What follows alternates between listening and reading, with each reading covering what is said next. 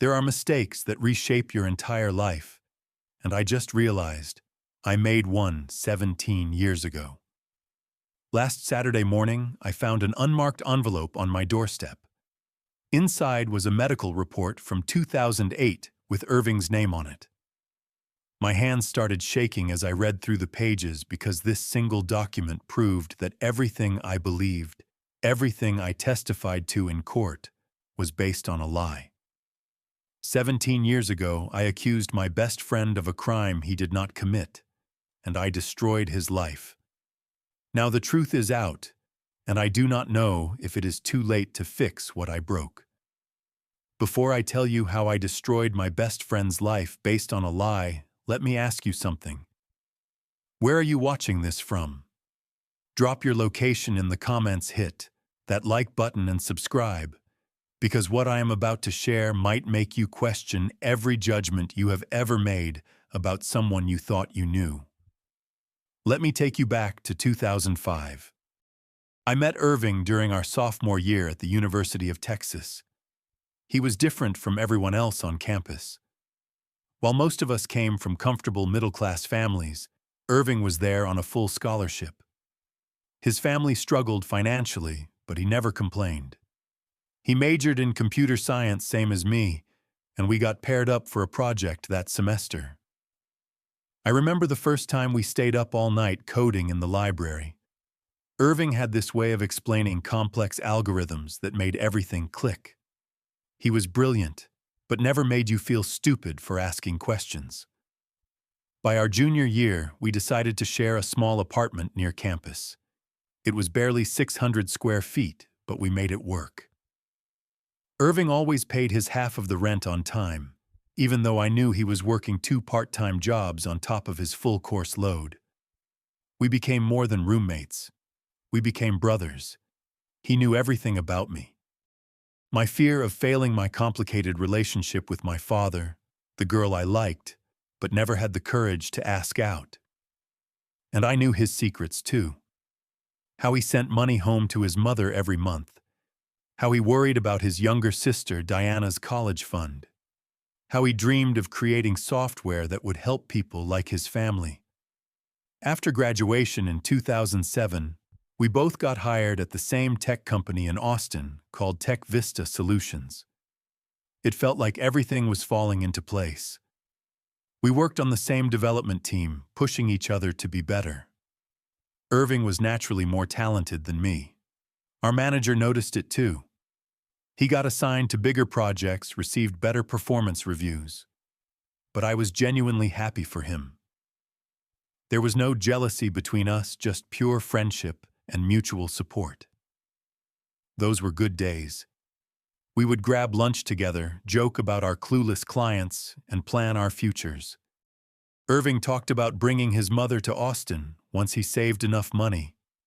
He wanted to buy her a small house where she could finally rest after years of working multiple cleaning jobs. Then Garrett entered our lives.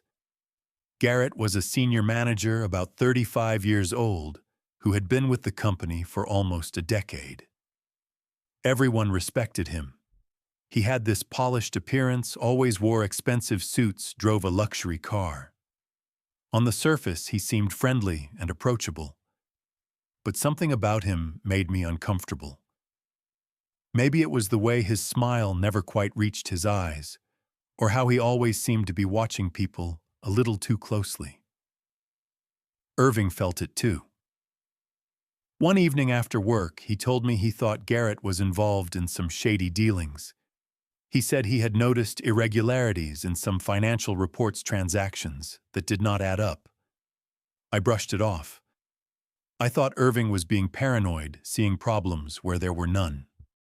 I wish now that I had listened to him. Everything changed in September 2008. The company discovered that $75,000 was missing from a major client project fund. It was a massive amount, and the news sent shockwaves through our department. Only 4 people had access to that account. Garrett, Irving, myself, and a quiet accountant named Ruth, who had been with the company for 15 years. Management immediately launched an internal investigation. The atmosphere at work became toxic overnight. People stopped making eye contact in hallways. Conversations died when you entered a room. Everyone was suspicious of everyone else. For the first time in our friendship, I felt a seed of doubt about Irving. I hated myself for it, but it was there, small and persistent. The investigators interviewed each of us multiple times. They examined our financial records, our computer access logs, everything. The pressure was suffocating. I could see it weighing on Irving, too. He looked exhausted, worried all the time. And that worried me even more. 1 week after the money disappeared, Garrett called me into his private office. I remember every detail of that meeting. The leather chairs, the view of downtown Austin through his window, the concerned expression on his face that seemed so genuine. He closed the door and asked me to sit down. Then he showed me what he called evidence. Computer logs showing system access at the exact time the money was transferred. The username was Irving's. The IP address traced back to Irving's personal laptop. My stomach dropped as I stared at those logs. Garrett leaned back in his chair and said he did not want to believe it either. He had always liked Irving, thought he had potential, but the evidence was undeniable. Then Garrett dropped another piece of information. Ruth, the accountant, had suddenly quit her job the previous week. No notice, no explanation. She just stopped showing up.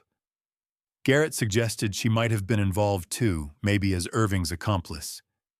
He asked me to help with the investigation. After all, I was Irving's closest friend. If anyone could find out the truth, it was me. I went home that night feeling sick. I watched Irving as he moved around our apartment. He seemed more anxious than usual, constantly checking his phone. At one point, I saw him delete something on his laptop. When I walked closer, he quickly closed the screen and said he was just clearing old files. My suspicion grew stronger. Later that week, Irving mentioned that his mother was ill, that she needed expensive medical treatment. He said he was worried about finding the money for her care. His family was struggling financially, as they always had been. A terrible thought crept into my mind. Could Irving have been desperate enough to steal? He loved his mother more than anything. Would he cross that line to save her? I tried to push the thought away, but it kept coming back, especially when Garrett showed me more evidence. The next piece came 2 days later. An email allegedly sent from Irving's company account to an unknown address with financial files attached. Then, they found $5,000 in cash hidden in Irving's desk drawer during a surprise inspection. Irving denied everything. He said someone was framing him, that it was all fabricated. He looked me straight in the eye and swore he was innocent. But he could not explain the evidence.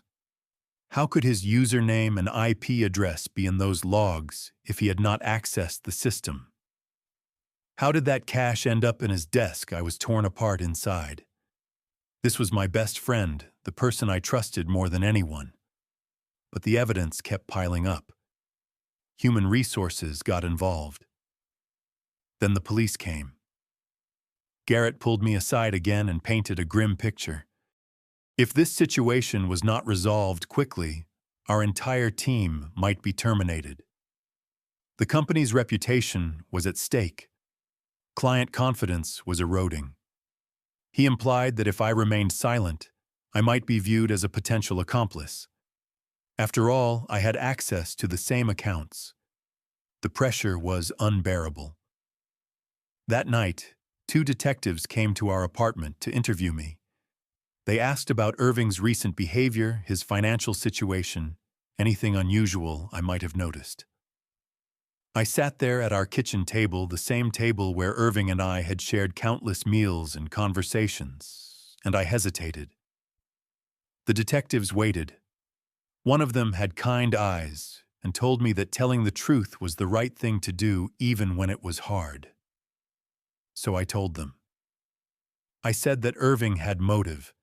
His mother was seriously ill and needed money urgently. I mentioned that he had been acting secretive lately, deleting files, closing his laptop when I approached. I explained about the sudden changes in his mood. I did not say Irving was guilty. I just provided information.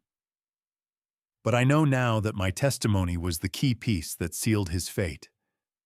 Without it, the case would have been much weaker. Irving was in the room when I gave my statement. I could not look at him.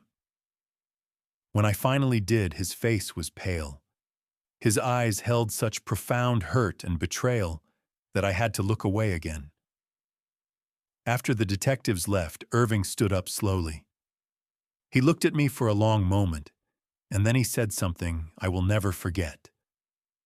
His voice was quiet, almost a whisper. He said, "I thought you knew me better than this." Then he walked to his room and closed the door. That was the last real conversation we ever had. The trial happened quickly. With my testimony confirming Irving's financial desperation and suspicious behavior, the prosecution built a solid case. Irving's public defender was overwhelmed and underprepared. Irving was convicted of embezzlement and fraud. The judge sentenced him to 8 years in prison. I sat in the courtroom and watched the bailiff put handcuffs on my best friend. Irving did not cry. He did not look at me. He just walked away, his head high, even as his entire life crumbled around him. 2 months after Irving went to prison, his mother passed away. She had been battling cancer, which I only learned about later. Irving was not allowed to attend her funeral. His sister Diana called me once, her voice shaking with rage and grief. She told me that their mother died believing her son was a criminal. She asked me how I could live with myself knowing what I had done. Then she hung up and never spoke to me again. Irving lost everything. His freedom, his career, his mother, his family's trust. After he was released in 2016, he could not find work anywhere. A felony conviction for financial crimes meant no tech company would touch him. I heard through former colleagues that he was doing odd jobs, barely surviving. Some people said they saw him working as a dishwasher, doing construction work, anything to earn money. The brilliant, kind person I once knew had been reduced to struggling for basic survival. Meanwhile, my life moved forward. Garrett promoted me to a senior position shortly after the trial ended. He said I had shown integrity and courage by telling the truth. The praise felt hollow, but I accepted it. I tried to convince myself that I had done the right thing, that I had simply reported what I observed. But sleep became difficult. Every night I saw Irving's face when the verdict was read. I saw his mother's photo from the obituary that Diana had posted online. I saw the life I helped destroy. I got married in 2012 to a woman named Angela who worked in marketing. We had 2 children, a son and a daughter. From the outside, I had achieved the American dream. Nice house in the suburbs, stable career, healthy family. But inside, I carried a weight that never lifted. Whenever someone mentioned Irving's name or when I drove past places we used to go together, guilt would crash over me like a wave. But I pushed it down. I had built a life on top of that guilt, and I could not let myself examine it too closely. Garrett continued to rise through the company ranks. By 2010, he was vice president of operations. I noticed he bought a large house in an expensive neighborhood. He drove a Mercedes, took luxury vacations. It seemed excessive for his salary, but I told myself he probably had family money or made smart investments. One time at a company party, I overheard him talking about his real estate portfolio. He had purchased multiple properties in just a few years. Something nagged at me, but I did not pursue it. I was afraid of what I might find.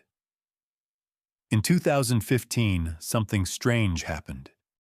I received an email from Ruth, the accountant, who had quit right before Irving's arrest.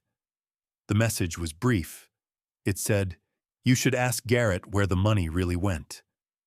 There was no other explanation, no contact information. I stared at that email for hours. My hands hovered over the keyboard, ready to reply, to ask questions. But then I deleted it. I was terrified. Terrified of what the truth might be, terrified of what it would mean for the choice I had made 7 years earlier. So I buried it, just like I buried everything else related to Irving. 10 years passed, then 17. Life continued its relentless march forward. My children grew. My career plateaued but remained stable. Angela and I had a good marriage, though she sometimes said I seemed distant, like part of me was always somewhere else. She was right. Part of me was still in that courtroom watching Irving being led away in handcuffs. Then came that Saturday morning in November 2025. I was making coffee when I noticed the envelope on our front porch. No postage, no return address, just my name written in unfamiliar handwriting. Inside was a medical report from Austin General Hospital dated July 2008. The patient was Irving's mother. The report documented her final weeks of life. She had died on July 23, 2008. I stood there staring at that date. The money had disappeared in September 2008. More than a month after Irving's mother had already passed away. My entire testimony had been based on the assumption that Irving needed money desperately for his mother's medical care. But she was already gone. He had no urgent financial motive. Everything I told the police, everything I testified to in court, was based on false information. My legs felt weak. I sat down hard on the kitchen floor, the report still in my hands. But there was more. Beneath the medical report was a USB drive. With shaking hands, I inserted it into my laptop. The drive contained dozens of files, emails between Garrett and Ruth from 2008, messages discussing how to embezzle money from the client fund, plans to create false computer logs that would implicate someone else. Irving's name mentioned specifically as the perfect scapegoat. A young, talented employee from a poor background. Someone whose desperation could be believable. There were bank records showing transfers from Garrett to Ruth. $20,000 paid 2 weeks before she quit. Additional documents showing how Garrett had used the stolen $75,000 to make down payments on investment properties. Everything was there. The complete picture of a conspiracy that had destroyed an innocent man's life. The last file on the drive was an audio recording. Ruth's voice weak and raspy. She explained that she was dying of cancer, that she had maybe weeks left to live. She said she could not die with this sin on her conscience. She had helped Garrett frame Irving because she needed money for her own medical bills, and Garrett promised to take care of her. But guilt had eaten at her for 17 years. She wanted the truth to come out. She ended the recording with an apology to Irving and a plea for someone to make things right. Paper-clipped to the USB drive was a handwritten note. Irving never did it. I'm sorry I stayed silent for so long. Please do what is right. Ruth. I do not know how long I sat there on the kitchen floor. Angela found me an hour later still holding the documents, tears streaming down my face. When she asked what was wrong, I could barely speak. All I could say was, I destroyed an innocent man's life. Irving never stole anything. It was Garrett. It was always Garrett. Monday morning, I called in sick to work. Instead, I drove to the Austin Police Department. I brought everything with me. The medical report, the USB drive copies of all the files. I asked to speak with a detective in the fraud division. When Detective Sarah Reeves sat down across from me, I told her everything. How I had testified against Irving 17 years ago. How I had just received evidence proving his innocence. How I now understood I had been manipulated by Garrett into providing false testimony that sent an innocent man to prison. Detective Reeves listened without interrupting. When I finished, she took all the evidence and said they would investigate immediately. She warned me that if the evidence was authentic, I might face consequences too. Providing false testimony, even unknowingly, had serious implications. I told her I understood and that I would accept whatever consequences came. Nothing could be worse than the truth I was already living with. The police moved quickly. Within 2 weeks, they had verified everything on the USB drive. Ruth had passed away 3 days after mailing that package to me. But before she died, she had given a full confession to her own lawyer, who confirmed everything. Garrett was arrested at his office. I heard he denied everything at first, but when confronted with the overwhelming evidence, including Ruth's sworn statement and the digital trail he thought he had erased, he confessed. The trial was brief. Garrett pleaded guilty to embezzlement, fraud, conspiracy, and obstruction of justice. He had stolen the money and used it to build a real estate empire worth over $2 million. All of those assets were seized. The judge sentenced him to 15 years in federal prison. During the sentencing hearing, I sat in the gallery and testified about how Garrett had manipulated me, how he had fed me false information, played on my fears, and used our friendship to turn me against Irving.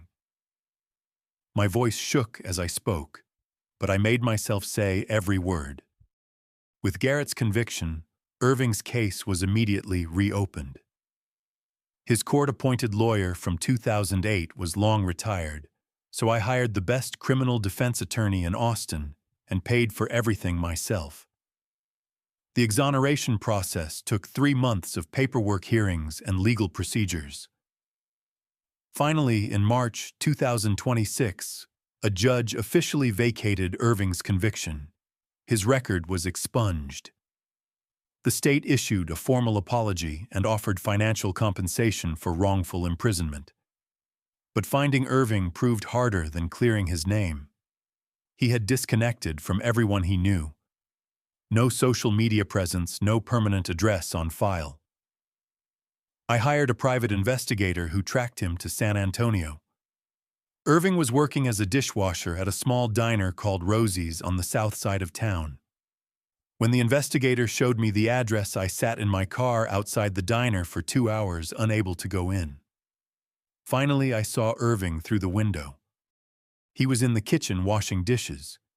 He looked so much older than 39. His hair was mostly gray. He was thin, his shoulders slightly hunched. The bright light in his eyes that I remembered from college was gone. He looked like someone who had survived something terrible, but had not really lived in years. I got out of my car and walked to the diner entrance. My hands were shaking so badly I could barely open the door. The owner, an older Hispanic woman, asked if I wanted a table. I said I needed to speak with Irving. She looked suspicious and protective, like she was about to refuse. Then Irving walked out from the kitchen, probably to take his break. He saw me and stopped dead.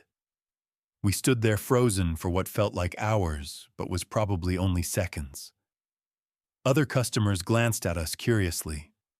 The owner watched with concern. Finally, Irving spoke. His voice was different, harder. He said, "What do you want?" I tried to speak, but no words came out at first. Then I managed to say, "I am sorry." It sounded pathetically inadequate even to my own ears. 2 words for 17 years of suffering. Irving's face showed no emotion. He said, "Come outside." We walked to a small area behind the diner where employees took breaks. There was a wooden bench, an overflowing ashtray, the smell of garbage from the dumpster. Irving leaned against the brick wall and crossed his arms. He looked at me and waited. So I told him everything. About the envelope, the evidence, Garrett's arrest, the exoneration. I told him his name was cleared, his record expunged. I told him about the compensation fund, about how I had hired lawyers, about how I had testified against Garrett. Irving listened without speaking. When I finished, there was a long silence. Then he said, "My mother died thinking I was a criminal. Do you understand what that means? She spent her last weeks on this earth believing her son, the person she sacrificed everything for, was a thief. She died ashamed of me, and I could not even go to her funeral to tell her it was not true." His voice cracked on the last sentence. It was the first emotion he had shown. I started crying. I could not help it. Tears ran down my face as I tried to apologize again, to explain how sorry I was, how I wished I could undo everything. But Irving did not cry. He just watched me with those empty eyes. He said, "You took everything from me. My career, my freedom, my family, my mother's last moments. You were my best friend, the person who knew me better than anyone, and you believed I was capable of that." I had no defense. Everything he said was true. I said, "I know sorry does not fix anything. I know nothing I do will give you back what you lost. But I want to spend the rest of my life trying to make it right." Irving pushed himself off the wall. He looked tired, like this conversation had drained whatever energy he had left. He said, "I do not know if I can ever forgive you. I have spent 17 years hating you, and I do not know how to stop. But I appreciate that you finally told the truth. That is something, at least." Then he turned and walked back into the diner. I stood there alone, watching him disappear through the kitchen door. That was 4 months ago. I have not tried to contact him since. He needed space, and I owed him that. Instead, I quit my job at Tech Vista. I liquidated my retirement accounts and started a nonprofit organization dedicated to helping people who have been wrongfully convicted. We provide legal assistance, job placement services, counseling, and financial support. Irving was our first client, though he initially refused all help. Eventually, his sister Diana reached out. She said Irving was struggling but too proud to accept anything from me. Through Diana, we were able to set up job interviews at several tech companies willing to look past his record, especially given the exoneration and media coverage of his case. 3 months ago, Irving accepted a position as a software developer at a startup in San Antonio. It is not the career he should have had, not the life he deserved, but it is a start. Diana tells me he is doing better. He has his own apartment now. He is slowly rebuilding. Sometimes, maybe once every few weeks, I get a short text message from an unknown number. It is always something about the nonprofit. Updates on other clients, suggestions for our programs. I know it is Irving. It is his way of letting me know he is still here, still fighting, still trying to forgive. My marriage suffered through all of this. Angela struggled to understand why I was giving up our financial security, why I was consumed with making amends for something that happened before we even met. We went to counseling. It helped. She is trying to understand that I cannot move forward until I have done everything possible to help Irving rebuild what I helped destroy. My children ask why Daddy seems sad sometimes. They are too young to understand the full story. Someday I will tell them. I will explain that their father made a terrible mistake, that he let someone manipulate him into betraying the person he cared about most. And I will teach them the most important lesson I learned far too late. Never let anyone, no matter how persuasive, convince you to doubt the people you love. Trust is sacred. Once you break it, you can spend the rest of your life trying to repair it. and still never make it whole again. Last week I received a letter. No return address, but I recognized the handwriting from the short texts. Irving wrote that he has started talking to a therapist about forgiveness. Not for my sake, but for his own. He said carrying hatred for 17 years had poisoned him as much as the prison time had. He is trying to let it go, not because I deserve his forgiveness, but because he deserves peace. The letter ended with a single line. Maybe someday we can have coffee and talk about something other than the worst thing that ever happened to us. I keep that letter in my wallet. I write it when the guilt becomes overwhelming, when I wonder if anything I am doing makes a difference. It reminds me that healing is possible even when it seems impossible. It reminds me that Irving is stronger than I ever gave him credit for. And it gives me hope that maybe years from now we might find some version of friendship again. Not like it was before. That is gone forever. But something new built on truth instead of lies, on accountability instead of betrayal. The truth is that you cannot undo the past. You cannot give back 17 stolen years. You cannot let someone attend their mother's funeral or rebuild a career that should have been. All you can do is tell the truth, accept the consequences, and spend whatever time you have left trying to make the world a little better than you left it. That is what I am doing now. It will never be enough, but it is all I have. So I want to ask you something. If someone you trust completely was accused of something terrible, would you believe the evidence or would you believe in them? Because 17 years ago I made my choice, and I have been living with that choice every single day since. Think carefully before you answer. The wrong choice does not just destroy one life, it destroys two. The person you betray and the person you become after the betrayal. What would you have done in my situation? Would you have trusted your best friend, or would you have believed the evidence? Drop your answer in the comments below. And if this story made you think about the weight of our choices, please hit that like button and subscribe to this channel. Share this video with someone who needs to hear about the importance of standing by the people they love. Thank you for listening to one of the hardest stories I have ever had to tell. I hope you never have to learn these lessons the way I did. Take care of each other out there, and remember that loyalty and trust are the most valuable things we can give to the people who matter most.